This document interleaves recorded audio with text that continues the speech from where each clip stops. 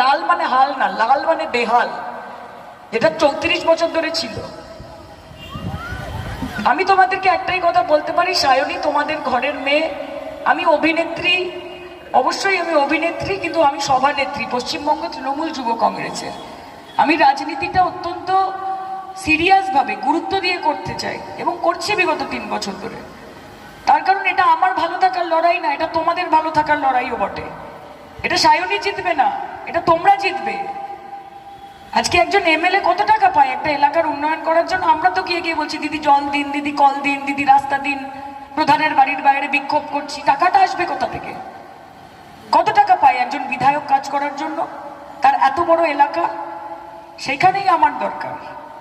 কেন সায়নীকে আপনি নির্বাচন করবেন? কেন তৃণমূল কংগ্রেসকে আপনি পাঠাবেন সংসদে? কারণ আমি যখন সংসদে যাব তখন আমি তোমার এলাকার উন্নয়নের জন্য একটা টাকা পাবো, যে টাকাটা আমি বিধায়ক